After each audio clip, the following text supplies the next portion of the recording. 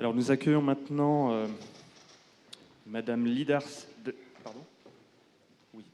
la docteure donc Lidar Sapir de l'Université de Tel Aviv, qui va nous parler d'archéozoologie. Alors dans le titre c'est zoo-archéologique, donc je ne sais pas s'il y a une différence qui est faite entre archéozoologie et zoo-archéologie. Bon, je sais pas.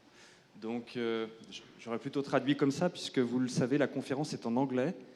Vous avez, je crois que ça circulait, ou c'est à l'entrée, me dit-on. Vous avez la conférence qui est traduite en français sur un document papier, si vous voulez suivre.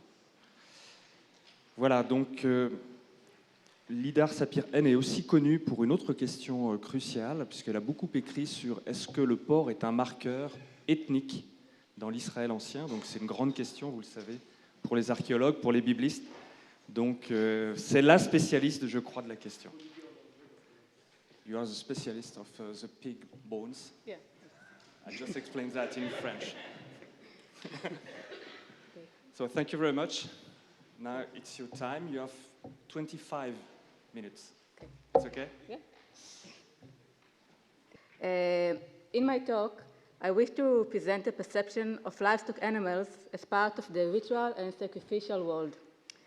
As blood does not leave any archaeological trace, I will focus on the choice of animals for sacrifice and the way they were prepared for it.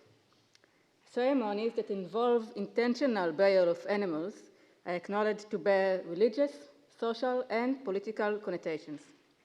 Today I want to ask, what is the symbolic value of different animals for people of the Bronze and Iron Ages? I will present a case study from Tel Megiddo and put it in the larger context of rituals involving animals. Food and identity has long been recognized as interconnected. The choice of food, the way it is prepared, and the way it is consumed all directly relate to the identity of the individuals in the group or in the group they wish to belong to. People choose what they eat in order to establish their identity, social, cultural, and ceremonial. Animals, not only consumed ones, are often used as symbols of power and status and as symbols of culture. The archaeological study, zoo-archéologique study, the archaeology of study of animal remains, is the most suitable to examine the ways in which animals and food were used by ancient populations to construct and define their identity. Identifying the animals that were consumed or avoided, the way they were raised and the way they were prepared for consumption and later disposed of, can teach us about the attitude toward these animals.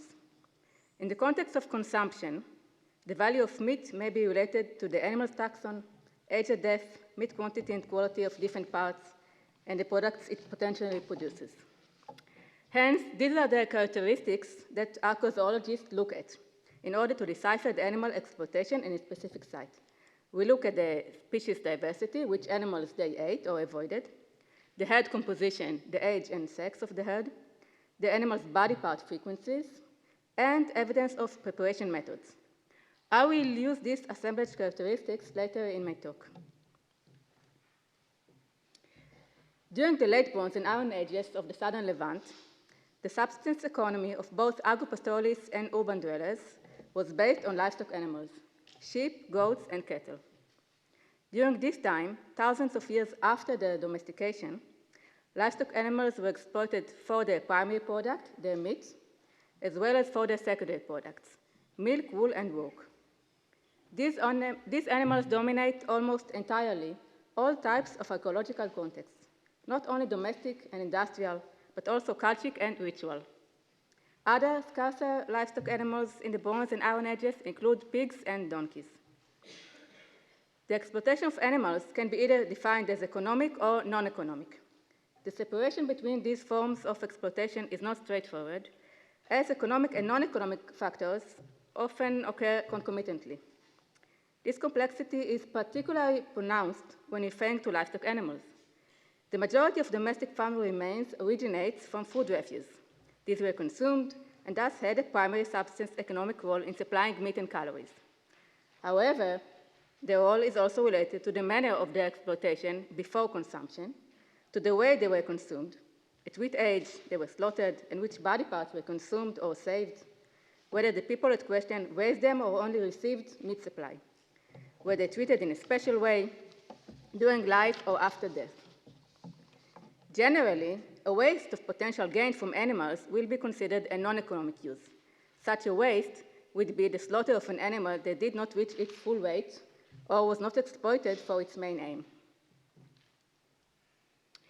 When we turn to examine evidence in the archaeological record of rituals with animals, we see that these were almost always based on common livestock species. We can see several types of ceremonies with animals that leave their mark on the archaeological records. These include burial of animals' remains with human remains.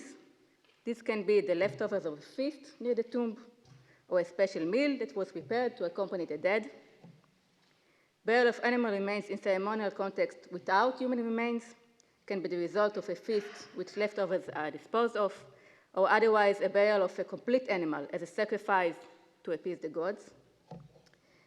These ceremonies with animals all represent a non-economic use of animals, a waste of potential gain from animals which should have otherwise have primarily subsistence economic role and be used for their meat or other products. In order to identify a non-economic role, I used the characteristics that I presented earlier. My case study is from Tel Megiddo. It is an urban center located in the Jezreel Valley in northern Israel, from strata dated to the late Bronze and Iron Ages. From that case study of a household ritual, I will start, and then compare to contemporary ceremonies of similar nature and to public feasting events. In a previous research of the animal economy in Megiddo, we demonstrated the way specific populations in the city, namely those residing in higher status neighborhoods, were provisioned with meat through a redistribution system. Analysis showed that the elite neighborhood was provisioned with sheep and goats, good cuts of meat. The elite neighborhood is the one marked area age on the right side. It was provided with sheep and goat, young tender, slaughtered at a young age, meat-rich body portions. The population that received good cuts of meat was associated with the palace located in the northwestern sector of the mount. The higher status is most pronounced when the diet is compared to the lower status populations. These were the inhabitants of the domestic quarter in the southwest of the Tel. This is area K on the left side. They were engaged in local industries. The faunal analysis revealed that these lower class populations raised livestock animals for meat and secondary products, used cattle for agriculture, and produced their own food. However, the results also show that cattle and sheep and goat meat are perceived as holding different values. Cattle meat was provided young to area age, to the elite area, but all body parts, rich and poor in meat, were provided. The young age demonstrates a non-economic use in the sense that the cattle were not used for the plow, but killed early in their life. Such a waste was clearly intended to display wealth.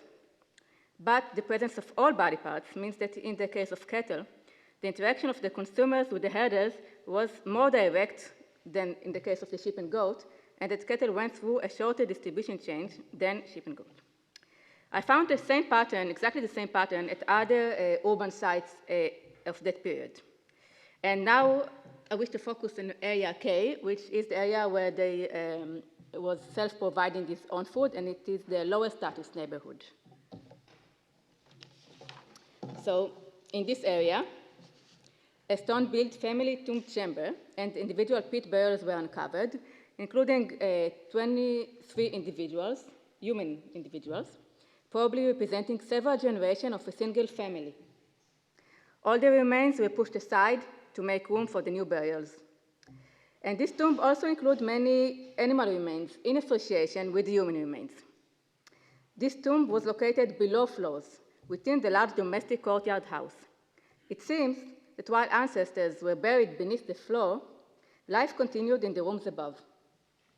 Burials within the boundaries of the settlement are often associated with ancestral worship, and their aim is considered to be to advertise the success of the surviving family and kin groups, and to create or enhance social bonds between family members. Animal remains found in the rooms above the tomb seem to represent daily mundane activities and are referred to hereon as habitation assemblage. So I will compare the burial finds with the daily habitation context, with the aim to shed light on the death rituals as social acts entwined with the ideological world of the inhabitants. I compare the habitation assemblage with the burial assemblage, and I use the characteristics I presented to you earlier. So the first one is species frequencies. So we can see that the tomb is dominated by sheep and goats with a very low percentage of cattle. But in the habitation assemblage, the relative frequencies of sheep and goat and the presence of cattle is more similar to a typical Mediterranean diet of the Bronze and Iron Ages. This is usually what we see, 80% sheep and goat and 20% cattle. When we look at the sheep and goats, we can see that the sheep dominate the tomb assemblage. They are the majority, 95 of this assemblage is sheep. But in the habitation, they are equally represented. And again, this is typical Mediterranean diet in the habitation. Cattle and goats, both of which played an important role in the economy of this area, also in later periods, are nearly absent from the burials. This is the diet in the habitation is also the typical diet in other sites of the late Bronze and Iron Ages. Okay. Age profiles for sheep and goats were based on long bone fusion. In the tomb assemblage in gray, it shows a major decline in survivorship between the ages of 6 to 12 months. Only 50% of the individuals survive to this age. This is not an optimum age for slaughter, which economically is taken to be 18 and 30 months. Rather, no slaughter of animals is observed in the optimum age. This emphasis on ages 6 to 6 months fits a model of exploitation focused on tender meat. Another drop of survivorship is evident between ages 2.5 and 2.5 years and 4 years. The survivorship at these ages is lower than expected when aiming either for meat economy or for exploitation of milk products. Age profiles of the habitation assemblage in white shows a major decline in survivorship between ages 0 and 6 months, and this pattern fits a model of milk lamps, with cooling at birth indicating a search for high production of milk. The survivorship in ages older than 2.5 years is slightly higher than recorded in the tomb, implying a greater focus on secondary products such as milk.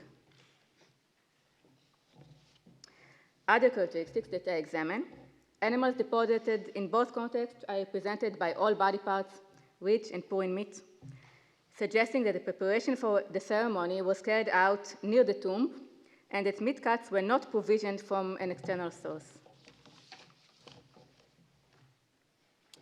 The presence of cut marks resulting from disarticulating the limbs, dismembering, and removing of the flesh, the filleting, in the process of preparing the animal for consumption, testifies that animals were consumed, at least partly, prior to their deposition with the dead. It is noteworthy that the sacrificed animals were processed less intensively than those found in the habitation context, as reflected in the frequency of cut marks, which is significantly lower in the burials. This result corresponds well with ethnographic observations that on special occasions where several animals are sacrificed at a single event, the processing is less intense than in private consumption, which aims at a better nutritional value.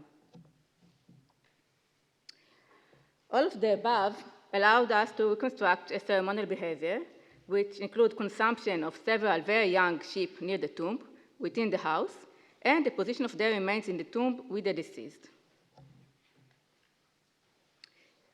The current comparison with the habitation economy of the same site shows that there is a deliberate choice of these animals for the ritual. Sheep were chosen over goats and sacrificed at an age which enables utilizing their tender meat. In contrast, in their daily routine, the inhabitants of this area produce their own food as well as surplus meat and milk for the market, as it attested also in studies of later periods. I suggest that this is related to the perceived value of young sheep meat. Sheep meat was considered fatter than goats, and tender meat of animals killed before optimal age was considered a luxury food, reflected in meat quality. This lavish display of consumption in the family burial is probably used to advertise the success of the surviving family and kin group, that they can afford such a waste of food, and thus to create or enhance social bonds between family members.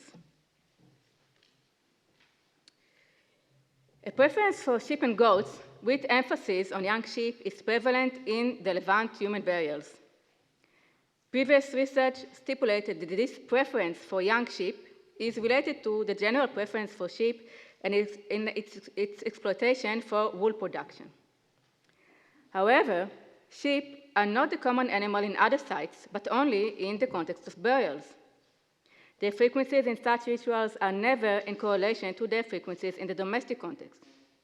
Moreover, the majority of sheep were slaughtered young, and thus were not exploited for their secondary products, such as wool.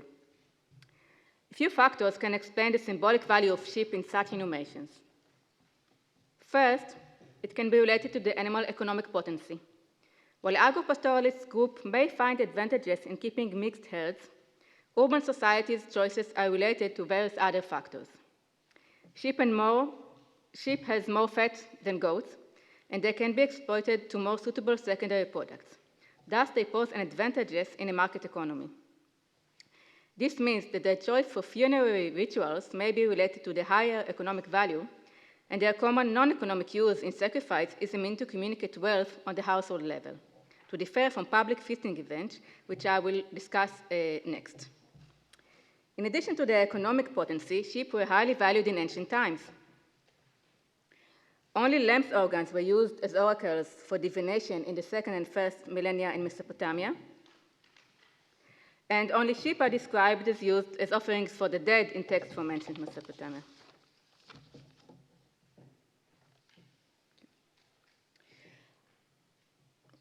I now compare this household event to feasting events, which are disposal of leftovers of a feast not related to human burials in places like palaces and temples. When I examine these rituals that are not related to human burials and that are carried in public locations, a completely different pattern emerges. These are not based solely on sheep and goats. They include many wild games and rare animals, in addition to very high frequencies of cattle, both almost completely absent from the human burials.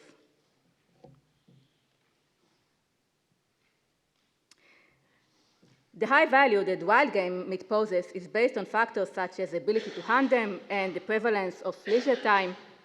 This fits with the more common perception of luxury food, that is, of a prestige food, due to its scarcity or symbolic potency, emphasizing quality over quantity.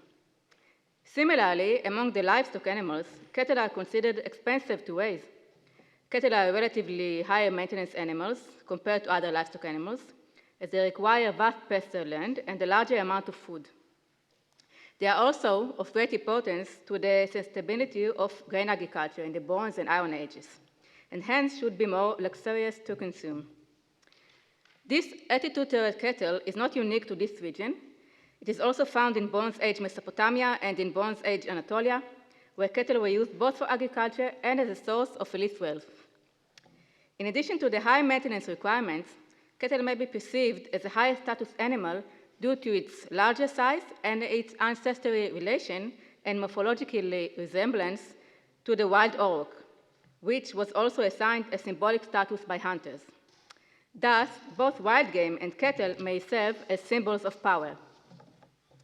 This choice of animals suits the aim of public feasting events to create exclusivity and distance and to construct political power.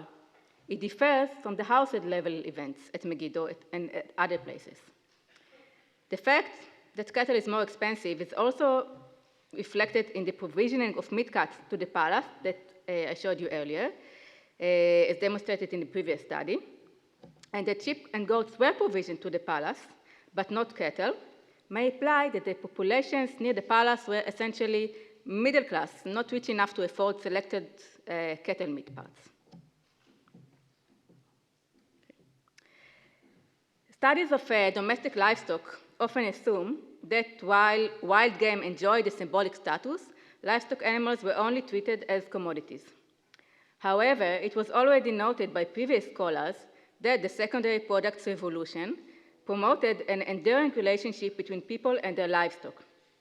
This resulted from the relationship the herder had with its livestock especially when these relationships became close and long-term ones, when animals were exploited for their secondary products and thus kept to an older age, and required daily close interaction such as milking. Different from wild games, which symbolic value is rooted in the sphere of myth, treated as ancestors and protectors, livestock animals' symbolic value is based on their potential economic value, which is used as a means to display wealth and also on their interaction with humans. To conclude, these studies demonstrate that attention was paid to the choice of animals sacrificed in ritual events, and that social target of burials also dictates the food related to the funerary ritual. In daily life, livestock animals bear various symbolic potency that is expressed in the way they are used as a means to display wealth. It implies that attitudes toward livestock animals in the late Bronze and Iron Ages of the Southern Levant were not solely related to the economic motivation, but rather to human decision influenced by political and social factors.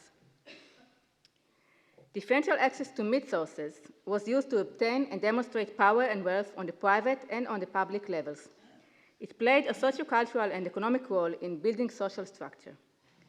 Finally, the choice of specific meat sources was related to the social message that the population aimed to communicate. Merci.